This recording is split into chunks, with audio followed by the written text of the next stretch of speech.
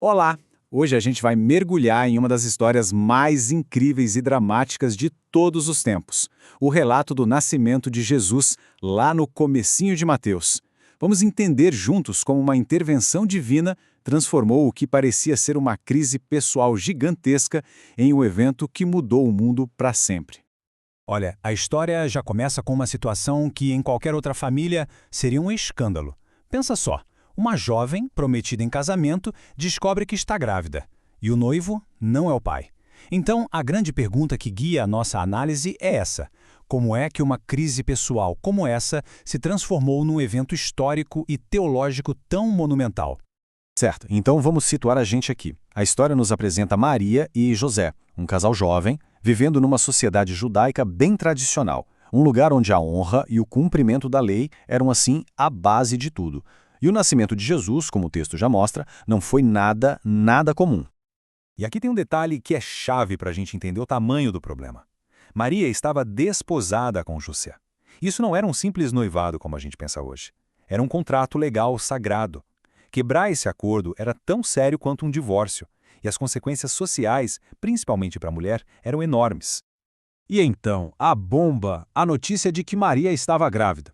Do ponto de vista de José, da família, da comunidade inteira, isso só podia significar uma coisa: traição. Mas o texto de Mateus já nos dá outra perspectiva, a divina. A concepção não foi natural, foi na verdade uma obra do Espírito Santo. E agora, o foco da história muda todo para ele. Para o José, tenta se colocar no lugar dele por um instante. Ele se depara com uma situação impossível, que testa sua fé, seu caráter, seu amor, tudo. A decisão que ele precisa tomar aqui é um dos momentos mais humanos e tocantes de toda a narrativa. O texto descreve o José como um homem justo. E o mais interessante aqui é que ser justo não significava apenas seguir a lei ao pé da letra. Significava ter um caráter íntegro, uma pessoa que conseguia equilibrar a retidão com a misericórdia, com a compaixão. E é esse equilíbrio que vai ser a chave para tudo o que acontece a seguir. E aqui a gente vê o tamanho do dilema. José tinha basicamente duas opções. A primeira era seguir a lei estritamente, expor Maria à vergonha pública, o que poderia levar a um julgamento bem pesado para ela. A segunda era o caminho da misericórdia, terminar o compromisso em segredo, protegendo das piores consequências. E a escolha dele de não a infamar já revela o coração compassivo que ele tinha. Mas bem na hora que José estava planejando como agir com misericórdia, um plano muito maior já estava acontecendo. E é aqui que a narrativa tem seu ponto de virada, uma intervenção divina que muda completamente o rumo das coisas. O texto é bem específico, né? Foi exatamente nesse momento de angústia, enquanto ele quebrava a cabeça pensando no que fazer, que o divino interveio. O sonho aqui não é um detalhe qualquer, é o canal de comunicação direto que vai resolver esse conflito que parecia impossível. A primeira parte da mensagem do anjo vai direto ao ponto, bem no coração do problema de José, o medo. Medo do escândalo, da vergonha, da incerteza. A ordem é clara e ao mesmo tempo tranquilizadora, instruindo a ir contra toda a lógica e a pressão social da época. E aqui está a revelação que muda todo o contexto. O anjo não só diz a José o que fazer, mas também o porquê. Aquela gravidez não era um sinal de infidelidade, mas sim de um milagre divino. De repente, o que era um escândalo se transforma num evento sagrado. Mas a mensagem não para por aí. Ela vai muito além de só explicar a situação de Maria. Ela revela a identidade e a missão daquela criança, conectando esse nascimento a um propósito muito maior, que ecoava por séculos de profecias. Então, vamos resumir os pontos. A origem divina do Espírito Santo. O nome específico, Jesus. E o propósito monumental, salvar o seu povo dos seus pecados. Em pouquíssimas palavras, a missão de uma vida inteira foi revelada ali, para José.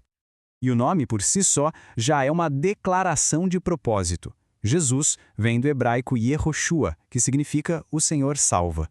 Então, cada vez que esse nome fosse dito, a missão dele seria lembrada.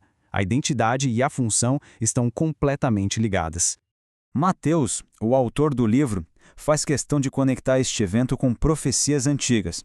E isso é crucial, porque posiciona o nascimento não como um evento aleatório, mas como cumprimento de um plano divino que já vinha sendo traçado há muito tempo, especificamente na profecia de Isaías. E além do nome Jesus, a profecia traz outro título, Emanuel. Se Jesus define a missão, que é salvar, Emanuel define a natureza dele, Deus conosco. A mensagem teológica aqui é profunda. Essa criança é a própria presença de Deus vivendo entre nós, seres humanos. Depois de toda essa revelação, a história se conclui com a resposta de José. Aquele dilema interno, aquela angústia, agora se transforma em uma ação externa, decisiva, mostrando essa passagem da dúvida para uma fé obediente. A jornada de José pode ser resumida nesses 3 passos, que são simples, mas profundos. Primeiro, ele ouviu a mensagem no sonho.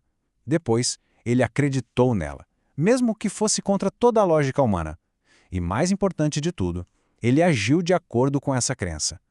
E aqui está a resolução. José obedece completamente.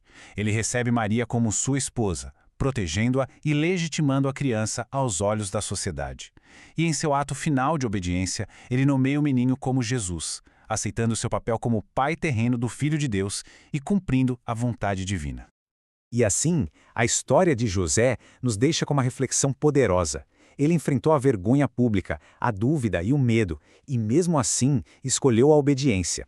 Isso nos leva a pensar: em que momentos da vida a obediência a um propósito maior, mesmo contra todas as expectativas, se torna o ato mais corajoso de todos?